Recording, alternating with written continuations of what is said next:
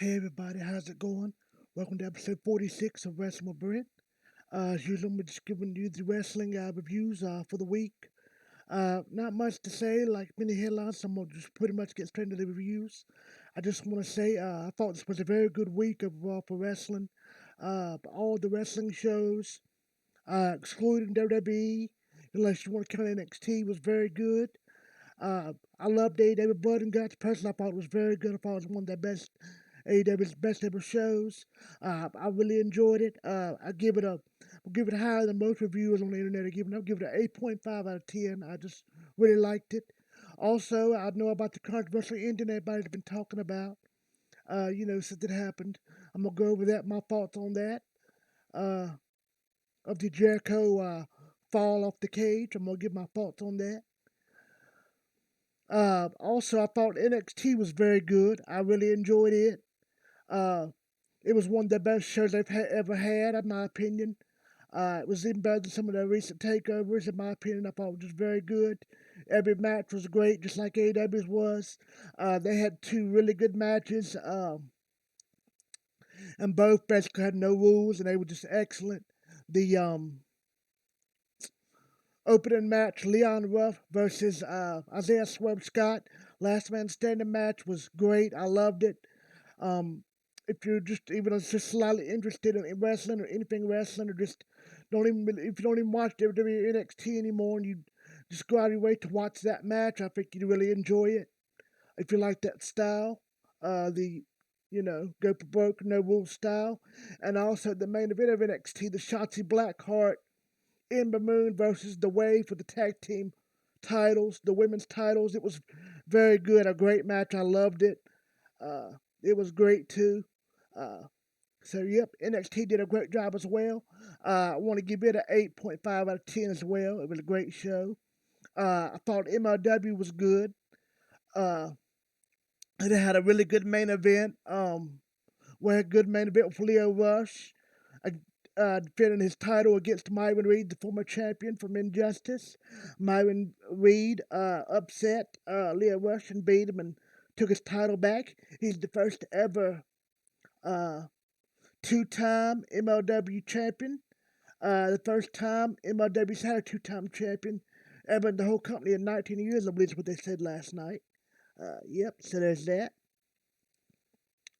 Also, they had the opening match. It was Laredo Kid.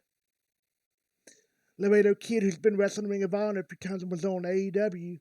It was a very good match as well. Uh, Also, speaking a little bit about MLW has Selena De La Renta and MLW have parted ways, so contracts for MLW's ended.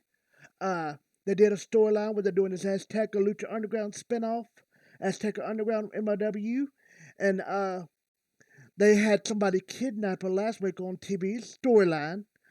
They had her kidnapped. They put her in this office last night, and the guy turned around. And the guy at the desk is uh, Dario Cueto. Excuse me. Dario Cueto was the head boss, actor, booker, on-screen, guy on Lucha Underground that was so good, like an on-screen villain, on-screen character who ran Lucha Underground, and they brought him back, so that's really cool. So I'm excited for MLW and this whole Azteca Underground, Lucha Underground spin-off thing. Could be really cool. I can't wait to see what they do with it. Yep. So there's that.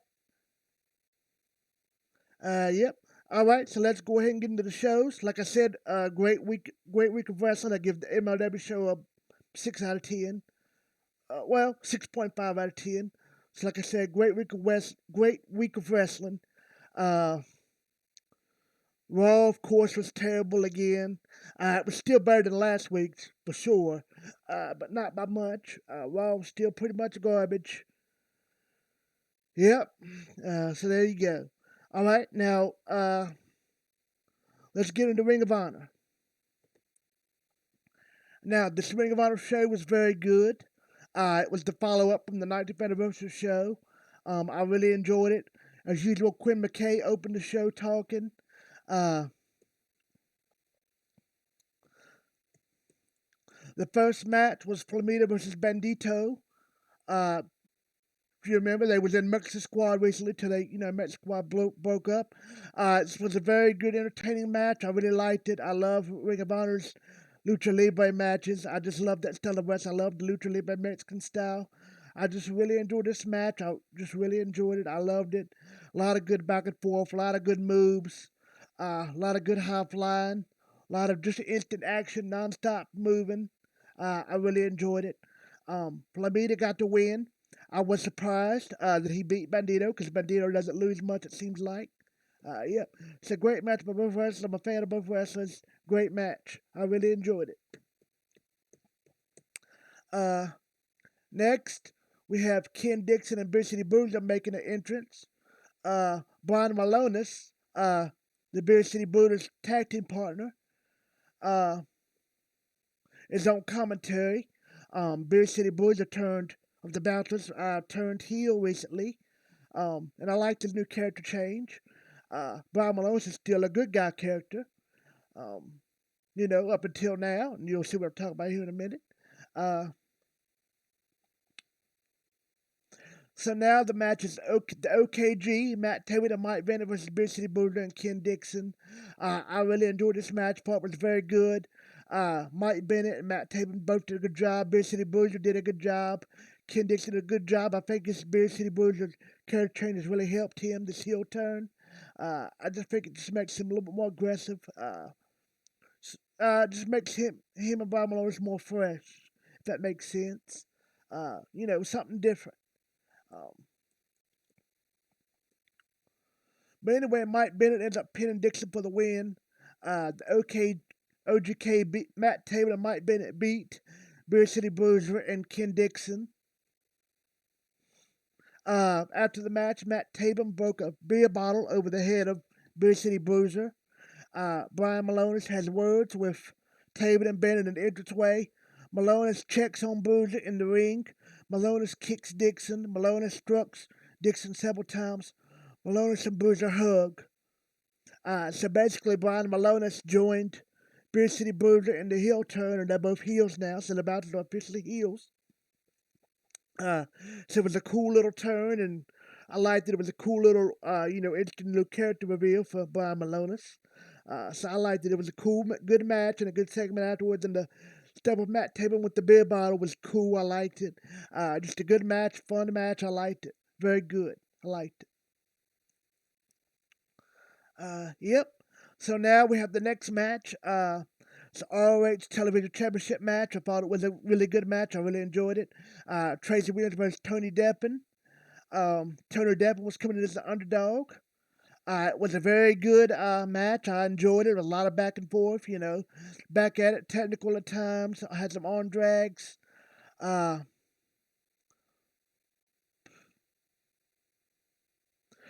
some pin attempts.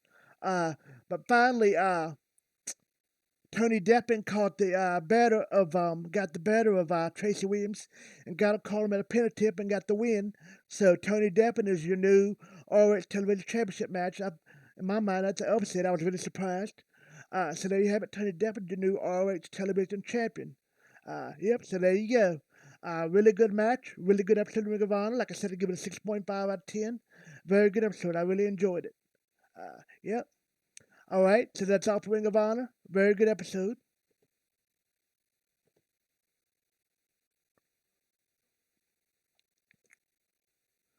Now, I've already spoke a little bit about MLW and NXT, so there's that. Like I told you about the two great matches NXT had. Also, in NXT, too, I just want to say before I forget, Karen Cross come out and cut a killer promo.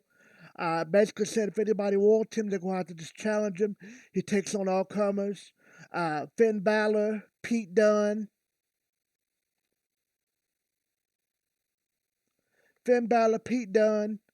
Kyle O'Reilly. They all come out at the same time, pretty much, to challenge Karen Cross. They all attacked Karen Cross at one point. Karen Cross eventually cleared the whole ring and attacked all of them and threw them all out of the ring. Karen Cross stood in the ring. Yep. So that was cool. All right, now to the AEW talk. Before I go to the show review, like I said before, it was a really good show. One of the best shows, I think, in my opinion. Give it an 8.5 out of 10. I thought all the matches at AEW was good last night. Even the Britt Baker squash match, I liked it as well. I liked the Kenny Omega uh, promo, the competition he had with Orange Cassidy. I thought that was really good and funny. I liked it. I liked the stuff with Kenny Omega and John Moxley and Eddie Kingston and Nakazawa. That was funny, I thought. I liked it. Yep. Also, Don Callis cutting off uh, people before the match started. I thought that was cool. Don Callis is just so great on the mic. Yep. Also, before I get into this really quickly, I want to just talk a little bit. A couple of AEW rumors going around. There was a rumor reported a couple of days ago that Tessa Blanchard was reported closely signed to AEW. I would love for that to happen. She'd be a huge boost for the women's division. But then it come out and said, no, the reports weren't true. That neither AEW or WWE is going to hire her. So just make up your mind. You know, she was been on active on Twitter a lot recently, doing pictures of her working out and photos of her working out, videos, posting photos of videos. She had posted a video, a photo recently on Twitter and Instagram of her working out with Bayley and Sasha Banks of WWE. Um, so there's that. So I hope she goes to AEW. I think she'd be really good there, but she'll be great wherever she goes. She's just a great talent. And just as long as she can keep her head on straight and uh, you know, behave well. I think she'll do great. She's one of my favorite women wrestlers. So, yep. So there's that. Also, there's rumors speculating the last couple of days where's Daniel Bryan going. Daniel Bryan's WWE contract has rumored to expire. Um, had rumored to expire recently. He has said he has a lot he wants to do outside of WWE, like he's wrestled different opponents. He named off several AEW opponents he wanted to wrestle. He said he wanted to do a hair versus hair match at one point. Said he wanted to wrestle over in Japan, wanted to wrestle over in Mexico. Um, so I would hope that he would go to AEW. I feel like he's going to go to AEW. If not, I can see a difference in going back to Ring of Honor. Wherever he goes, he's going to do great things. I don't expect he'll go back to WWE, but I wouldn't be surprised if he ended up coming back to WWE, just because I know then they're going to, if they offer him a deal, they're going to offer him the same amount of money. Probably booking, probably head writing, because, he was doing some head writing for WWE, recently anyway, helping them write SmackDown and all. Um, yeah. So that's going to be interesting to see where Danny Bryan goes. This whole thing just a ploy to get more money out of WWE to a bigger contract for WWE. Maybe just publicity just to get people talking, just to get, people in an uproar. And he's going to stick to WWE and never had no intention of leaving WWE, actually. That could be possible too, but I doubt it. I could definitely see him going in AEW or Ring of Honor. Both of those would be great places. It'd be cool to see him back in Ring of Honor. Just because, that's where he got his start. Yep. But just imagine him being in AEW and having matches against Kenny Omega, matches against John Moxley, even throw him in there with Miro. Um, Gosh, just so many good matches Daniel Bryan could have in AEW. Man, you could even make him a good guy and have him, be a face versus MJF, and it'd be a really good match. Yep. So we'll have to see where he goes. So that's going to be interesting. All right. So now, like I said, on to the AEW Dynamite review. This was a special Blood Against episode. It really felt like a pay-per-view. They had Dallas placed to full capacity. The fans was just hot and wild all night hollering. You could really feel the energy. This show just had a different feeling to it. It didn't feel like a Raw or SmackDown at all. A WWE show at all. Just had a lot of life to it. You heard the real crowds, voices and, people hollering and really cheering and really into it. All the announcers, JR, Excalibur, Shivani, all seemed really into it. Just a really great show. I really enjoyed it. Um, yep. So like I said, it was a special Blood and Guts episode. So here we go. The first match was John Moxley and Eddie Kingston versus Kenny Omega and MT Nakazawa. Don Callis come out and cut Justin Roberts off and cut a funny little promo and basically said Kenny Omega won't be repeating tonight. Won't be competing tonight. He's took the night off. He said he wasn't competing. So now you're gonna have to go at it alone. So Moxley and Kingston and Moxley come out. Nakazawa's waiting in the ring, and Nakazawa's acting terrified and like he's, oh my god, I don't want to do this. Look on his face like he's gonna crap his pants. Then out of nowhere, Kenny Omega attacks Moxley and Kingston. So Kenny Omega was, playing, just, he's playing around, and he was being the ultimate heel and just sneaking up on him, getting the upper hand on him. Uh, this wasn't a great match by any means, but it was a good match. It served its purpose. A lot of people said it didn't cover its match. I thought it was good. It was a good TV match, It was a good match, opening match. I enjoyed it. Uh, Basically, what happened was John Moxley and Eddie Kingston defeated Kenny Omega and MT Nakazawa. Uh, and after that, they had a big beatdown of Kingston and Moxley by Omega and Nakazawa, and they used chairs, and it was cool beatdown. I liked it. The Good Brothers got involved.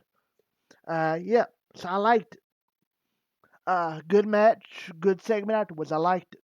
Uh, Next, we had the Cody Rhodes and QT Marshall match. I thought this match was very good. I thought Cody made QT look like a superstar. I thought QT did a really good job. It was a very competitive match. Um, I thought that was it. The end of it was going to end when Cody hit the crossroads on QT. I was shocked QT kicked out of that. QT also quick kicked out of the a tombstone power driver. I was shocked about that. Yep. So QT put up a great fight. So did Cody. I thought it was a very good match. I liked the ending. I had said this last week. I thought there was a little something to that last week when everybody was complaining, saying, "Oh, that was stupid." Cody climbed up on top of the bus and gave QT a figure four on top of the bus and had him tapping out, and all the others on there tapping that was stupid. Not. You see now why they done that. That led to the finish this week. Cody beat him with a beat the bad guy. Cody being the good guy beat the heel. The former best friend, the training partners together, the good wrestling buddies, the good technical wrestling buddies. They both talk about technical wrestling, and QT claims he's a really good technical wrestler.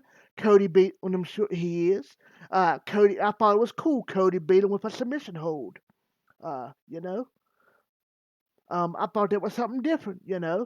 Uh, yeah, Cody could have got even done a low blow, got some interference in by somebody, or used a weapon, or used his weight belt and got a pin, or just hit him with the crossroads, or even pulled a disaster kick and got a 1, 2, 3, or did something he had never done before, just did another tombstone and pinned him and got a 1, 2, 3.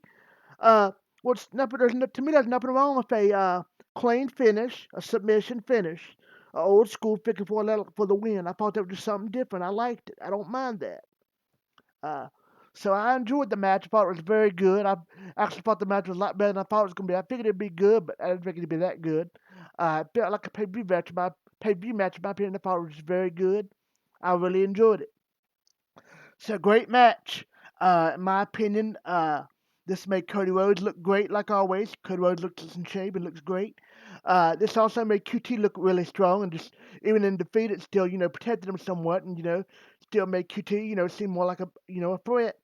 QT is a talented guy. Yep. So after the match, Cody Rhodes, after he got the win, Anthony Ogogo come out and body punched Cody, dropped him with one punch, and then put the British flag over Cody. So I thought that was cool. I like that. Uh,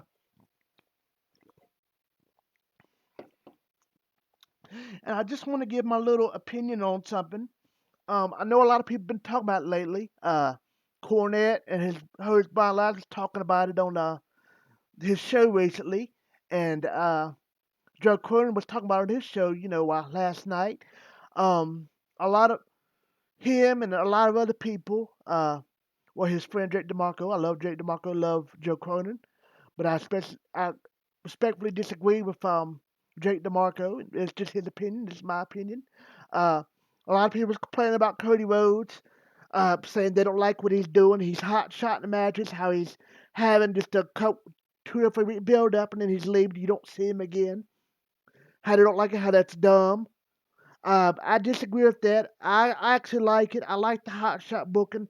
I like Cody having the 2 or 3 week build up and then having a match and then him disappearing. Of course, his wife was pregnant, so he's probably doing stuff with his wife, helping take care of her. He's also the EVP of the company, one of the EVPs, one of the presidents of the company, so he's running the company backstage, helping run it. He's doing a reality show. He's also doing a show about wrestling on Stars, coming up with Stephen Amell. It's going to be really good heels. Coming up very soon. I'm excited for that on Stars. So he's got so much going on. Uh, so I respect him for standing there and wrestling and doing what he has to get done and then, doing his other stuff. That's fine with me. Uh, he's not like he's in the title picture. Everybody's always wants to bash Cody now. It's cool to bash Cody. Before a few weeks ago, a couple months ago, everybody was complaining about Cody. Said he's on TV too much. He's in everything. Him and Brandy's got to be over everything. They got to be involved in every little thing. And Cody's just an attention whore. He's like Triple H. He's like Brandy's like Steve. They just want to be over attention seekers and get attention for everything. So now Cody had been gone a couple weeks, and myself started to question where's Cody at. And then when he finally come back and had a match uh, and everything, and he appeared and got a beat down in last week. Everybody suddenly complaining, saying, "Oh, why is Cody doing all this hot shot stuff with the hot shot deal with him, Penta, and then he left? Who cares? It's not none of my business. He's the executive vice president. Uh, he's in a position that none of the other wrestlers, most of the other wrestlers ain't in. It's his choice whether he decides if he wants to take some time off or go wrestle. It's his choice. Leave him alone. People need to quit leaving him alone. They trash him and Brandy all the time on social media about it's 1 minute Cody's wrestling too much, he's in anything, then another, where's Cody at? Why ain't he around? You know, fans just complaining. It's okay with me that he hot shot and has a match and then disappears. Uh, I think he does good with the time he's given, his storylines and all that, his matches. I think he does a really good job, and I think, you know, I thought this build up and the match storyline with Jeff thought it was good. I liked it. I enjoyed it. He wanted to do a storyline for his buddy, and I liked it. So I thought it was a success. So I have no problem with the stuff that Cody Rhodes has been doing the last couple months in AEW. I enjoy it myself, personally. Yep. So I like the beat down after by happy to go on Cody Rhodes and putting the flag on him. That was good. I like that. Uh, Next we had a squash match. Dr. Britt Baker, DMD, who's now the number one contender for the women's title. She's going to face Hikaru Shida at Double or Nothing end of May. Should be a really good match. I have a feeling Britt Baker's going to win and beat Shida and win the title at Double or Nothing in front of fans. Because Hikaru Shida said recently that she wanted to have a big match in front of fans, uh, defend the title in front of fans. So, yep. This was a squash match. Dr. Britt Baker against Julia Hart. I want to say I saw Julia Hart on the Elevation or the AEW Dark shows. Uh, and she's very pretty. Um, this was a really quick match. Dr. Britt Baker got in the lockjaw very quickly. This was just a quick tune-up match, quick squash match for Britt Baker to get her some TV time. That's all it was. That's all it needed to be. Britt Baker looked good. She looked beautiful. Uh, she got the lockjaw in quick, and Julia Hart made a good, squash match, a good job match. So it served its purpose. It was a good match. I liked it. Yep, so I liked it. So there you have it. Dr. Britt Baker defeated Julia Hart. She's the number one contender for the women's title. She's going to defend it against Hikaru Shida at Double or Nothing. Yep. So, good match. I liked it. So the next match was the number one contender match for the AEW World Tag Team Championship. It was a fatal four-way match. Uh, SCU, Christopher Daniels, and Vic Kazarian against Jurassic Express, Luchasaurus, Jungle Boy. Marco Stunt was out there in their corner against the acclaimed Max Caster and Anthony Bowens. Anthony Bowens returned recently from injury. He'd been out for several months injured. Glad he's back. And the Varsity Blondes, Brian Pillman Jr. and Griff Garrison. Uh, Varsity Blondes have been doing really good lately, especially on Dark, getting a lot of wins, just doing really well. Every time I've seen them wrestle against them, they're just getting better and better. They're getting more cohesive and just more better as a team, really locked in, really focused. They make a really good team. Um, I like their names and their gimmicks and their outfits and everything. Interesting music. I just big fan of both of those guys, Pillman Jr. and Griff Garrison. Uh, but I really enjoyed this match. Thought it was very good. Everybody knows by now. Well, I'm sure most people do. SCU Vic Kazarian later gave Christopher Downs the ultimatum a few months ago on one of the dark episodes that he was going to that they were going to go on a one last run streak together as a tag team. Uh, and they were going to win till they lost one. As soon as they lost one, they was going to break up and they was going to go for the tag team titles one more time. If they was going to lose, whenever they lose, they're going to break up and they'll not be together as a tag team. And so far, they've been undefeated since then as a tag team. Uh, so now, by winning this match, they're officially the number one contenders for the tag team titles. So they're going to have a match against the Young Bucks coming up at Double or Nothing. So that should be a really good match. I'm excited about it. Uh, yep, so good match coming up. I believe it's at Double or Nothing. Uh, and also, I believe they're eventually setting up John Moxley and Keith and also facing John Moxley for the titles. So I'm not sure how they're going to do that. I'm not sure if SCU is going to beat them for the titles. And then Eddie Kingston and Moxley going to take the titles off of SCU. Or is SCU going to lose the match to the Young Bucks, and then SCU's going to split up, and then the Young Bucks are going to lose it to Eddie Kingston and Moxley. So we'll have to see. Also, uh, during this event last night, Ethan Page and Scorpio Sky was cutting a really good promo out in the stands, up in the stands, outside. Out of nowhere from behind, Darby Allin attacks both of them, lunges for them, attacks them, throws one of them into a rail, throws one of them into near a trash can. Then they commence to beating him down, but finally get the better of Darby Allin. They take Darby Allin and throw him actually down a flight of stairs in the arena, throw him down the arena steps, and he goes tumbling down on the concrete. Uh, it was just really crazy. I liked it. I liked the interview. I liked the beatdown. I thought it was really cool. I liked it. Yep. So I enjoyed that too as well. Uh, yep. Also, after this match, they had the Young Bucks come out at some point, and the Young Bucks, was or something. Young Bucks was doing some kind of taunting and jibber jabbing. I like that. Also, Kenny Omega come out and did a promo. Uh, he cut off Tony Schiavone. He cut a promo. Him and Nakazawa. Nakazawa had Kenny's extra belts on him, and Kenny Omega actually acknowledged all the belts on AWTB. Has Kenny 4 belts. He named up all the titles. I thought it was 3 belts, in my review last week, but basically 4. So Kenny 4 belts. He named up his titles, bragged about them. Uh, talked about his big match next week. The winner. Uh, Whether it be Pac or Orange Cassidy, he's going to fight Omega. He said, he didn't care. He's going to beat each one. He's going to beat Pac. He wasn't even going to Orange Cassidy a chance. He laughed at Orange Cassidy. Orange Cassidy come out.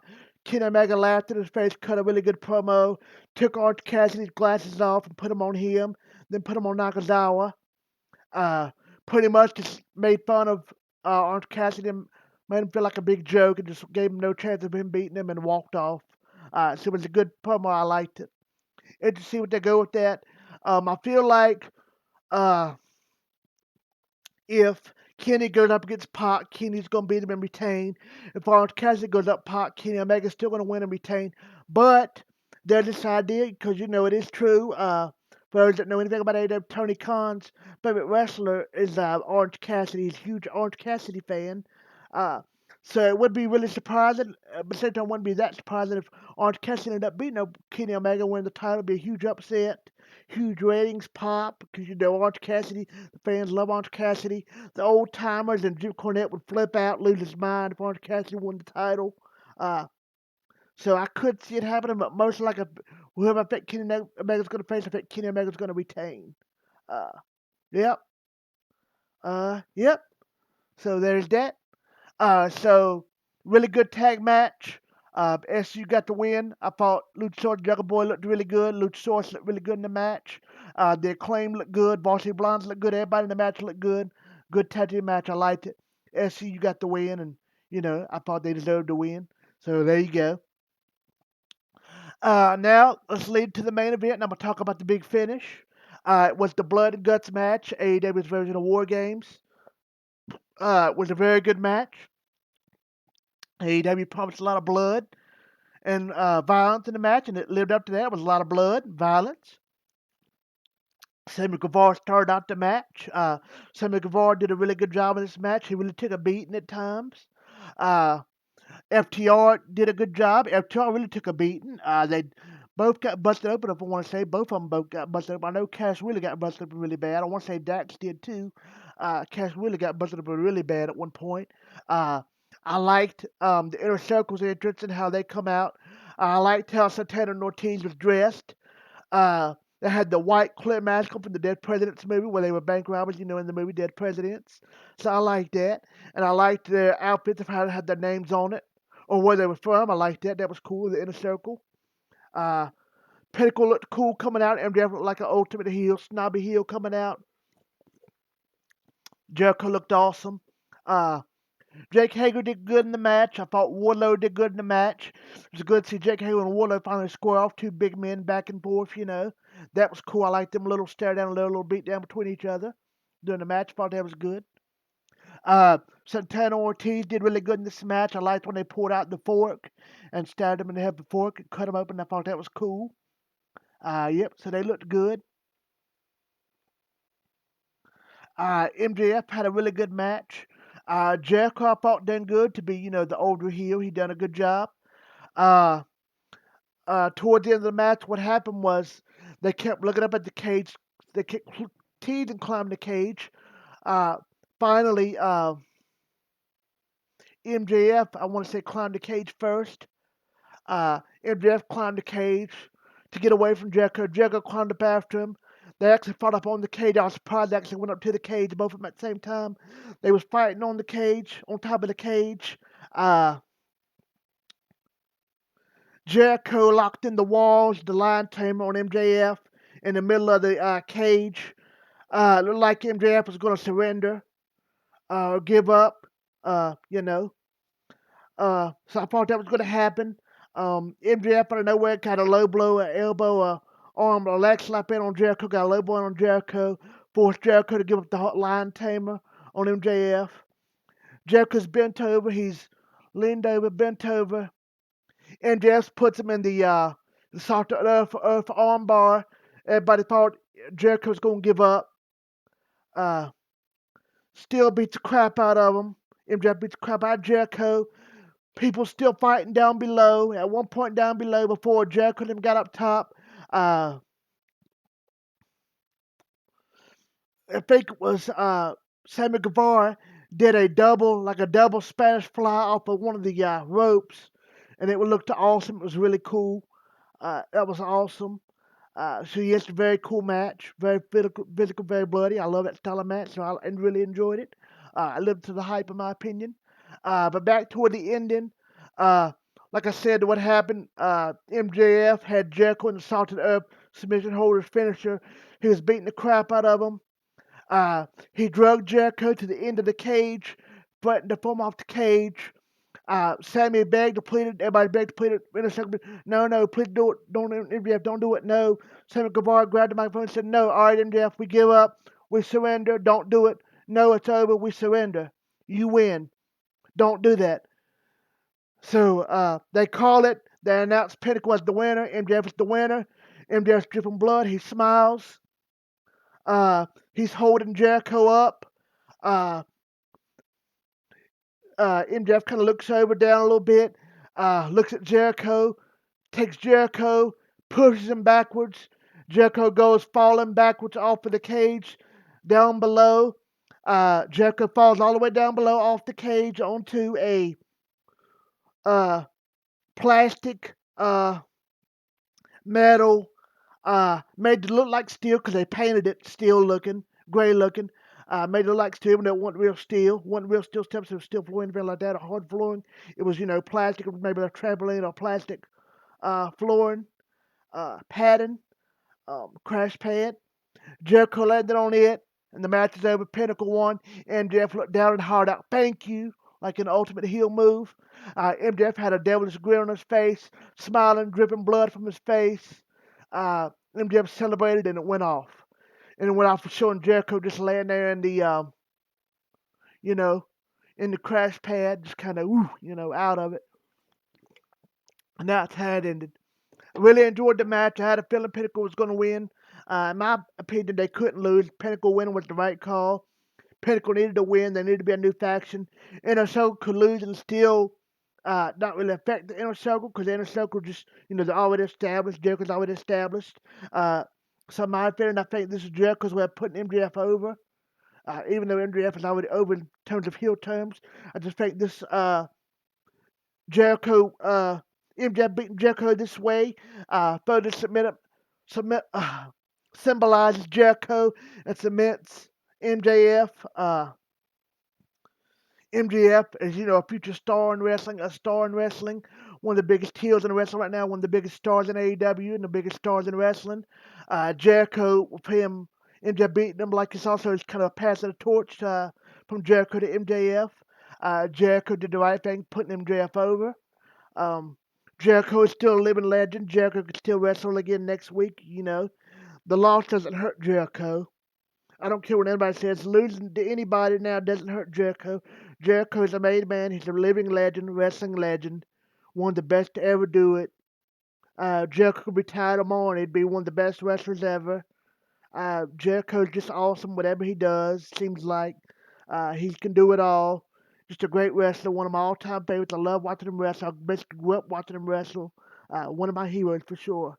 Uh, so just a very good match. Like I said, Pinnacle winning was the right call. Pinnacle won the Blood and Guts match. Here's my opinion. A lot of fans after the match was online complaining, and I just want to get my opinion. Just about everybody had this opinion. They didn't like the ending with Jericho going off of the cage after it was over with and going through the fake metal. I didn't necessarily like it either, but at the same time, I'm okay with it. I understand it because really and truly, I mean, what are you expecting to do? WWE has spoiled people. Was anybody really expecting Jericho to go off the cage to begin with? Matter of fact, either that, go off the cage to an announce table or through a table, or just basically go straight on the concrete and get killed or injured. No, nobody knew. You, in your heart of hearts, everybody realistically knows that could never happen. That can't happen. So AEW played it ultra safe. Uh,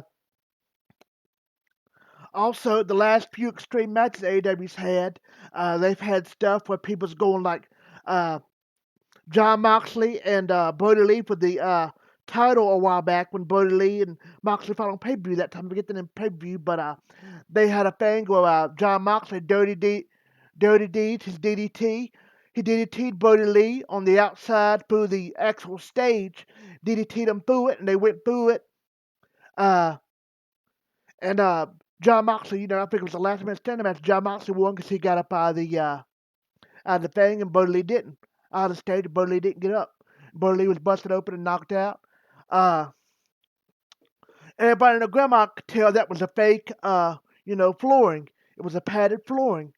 Uh, so, also, some of the couple attacks they've done on AEW, I believe was the Rock and Roll Express took a bump, or somebody took a bump. I believe it was the Rock and Roll Express showed up and they took a surprise bump from my FTR, if I'm not mistaken.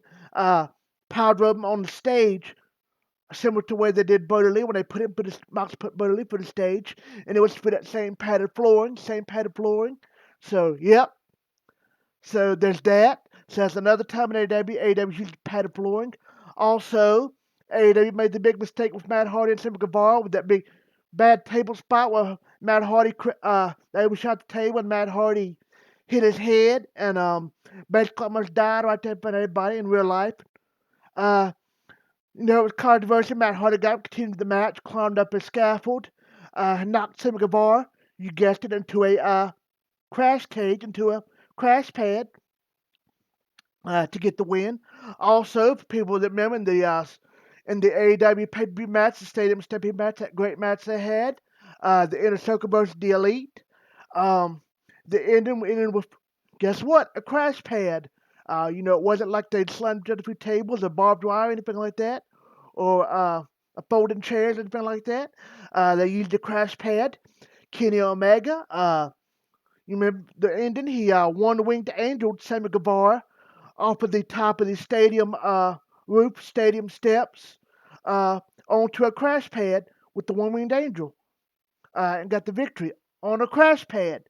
See, this famous I'm going this crash pad. Uh, so that led me to believe if they, I didn't even think they was really gonna uh, even fight up to the top of the cage.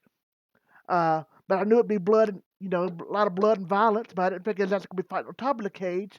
So when I got to the top of the cage, I just thought, one of them's gonna get up on top of the cage, and he's gonna make one of them pass out. I didn't think anyone was gonna slam each other and go through the cage like Mankind or Mick Foley did. I didn't think anybody was gonna get thrown off the cage.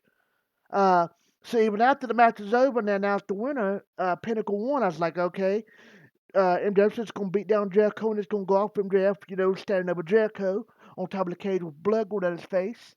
But no, that's probably been threw Jericho off anyway. I wasn't surprised when they filmed it. It was, fake looking. It was a crash pad metal, and they painted it up a little bit to make it look, at least decent. But it still made it look fake. I was I wasn't surprised. Realistically, that was the safest thing they could do. Like I just told you, just gave examples. Anytime AEW's had these crash pad scenarios and situations, they've all used crash pads pretty much always. Uh, you know, so of course that makes sense. They use a crash pad here, and of course Jericho taking that huge bump off the top of the cage. They're not gonna do like WWE did those couple times and do the Shane McMahon spots, crazy spots where he jumped off the top of the cage for an announce table. They're not gonna do that with Jericho. Jericho's not says like, nah, I ain't doing that. I'm too old for that. Uh, but Jericho said, I will do it. Most people probably at his age wouldn't do it. Jericho said, I'll do it. He said, but we shall be extra safe. He also wanted to probably avoid lawsuits and stuff like that. And all the old school wrestling critics, Jim Cornette giving them down the road. Well, Jim Cornette's going to give that show down the road anyway, because Jim Cornette, pretty much hates anything AEW does and hates all that blood and guts and violent stuff. He don't believe in that type of wrestling, that type of match. Yep. But not saying I wasn't. I would have loved to be a little bit more of a little bit of maybe him throw Jericho off into like a maybe a padded trampoline with barbed wire around it, or maybe like some water going like maybe like thrown through a dunk tank or something like that, or like a little pool or something. Uh, or do something where like it could throw him through like a pool and Jericho come up with the bubbles come up or something like that, or maybe uh, you know uh MJF could have thrown Jericho through the pool, and then Jericho on his way down could have did a little camera shot where Jericho was could flip off MJF as he's going down. That would have been cool. But the bump, was okay to me. I didn't really. I would have liked it to be a little bit more realistic. Maybe just had like a huge, just maybe just not such a plastic looking. You know, I wish they'd already just done it like they did the Kenny Omega, where just had the big, you could tell it was a crash pad, just had a whole big huge fan cut up that whole side of the arena and just have them fall back, land, on it, and not have it painted metal or anything or gray or anything like they had them steps, like they had that piece painted. I think that would have been better, but I was okay with it. I understood why they did it, uh, you know. Uh, so a lot of people were just saying, "Oh, this show sucked and that match sucked because what a joke that was because of that finish, because of the way it ended with Jericho going off into the plastic or the paper cardboard, fall. That's completely stupid. Just cause he did that little fall, that should not take away from the match being a really good match. That match was really good. This whole show was really good. Fans, I think, are overreacting. I get their points and I understand why people are overreacting, but it didn't bother me as much. It didn't ruin my opinion of Jericho or the show, and it didn't ruin my opinion of AEW or wrestling in general, or my opinion of the show. It was still a great show, minus the ending.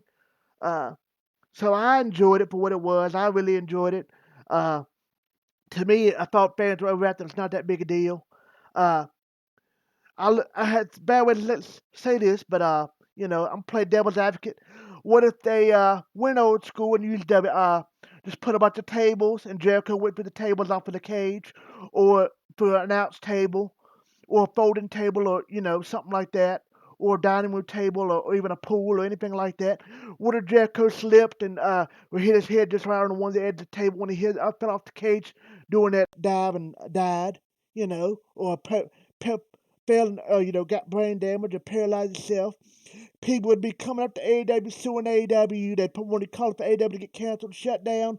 Cornette would pitch a fit, say this should never have happened. This is awful. And Tony Khan should be just kicked out of wrestling and should be sued and fired and charges should be pressed and all this and that. And uh, what if Jericho died? I mean, died right there on national TV. All because this, and of course, everybody said, well, AEW wasn't safe enough. They didn't take precautions. They should have been more safe and blah, blah, blah, blah, blah. So AEW did the best they could. Jericho said, Jericho probably said, I'll do the bump, but he said, I'll just do it, I want to be safe as possible. And that's what they did. Yep. So in my opinion, it was okay. But a great match. I really enjoyed it. I really enjoyed AEW. I thought it was great. The ending was okay with me. I respect that Jericho took the dive, off the cage. I thought that was still cool up being at his age and all that.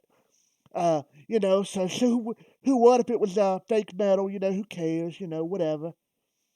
Still a great match. I still respect Jericho for doing the spot, taking the fall off the cage. So I give him props for it instead of, hating on him for it. Yep.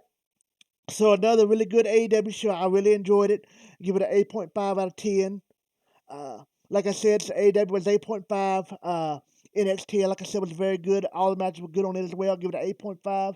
All the AEW matches were good, and the segments and beatdowns were good. 8.5.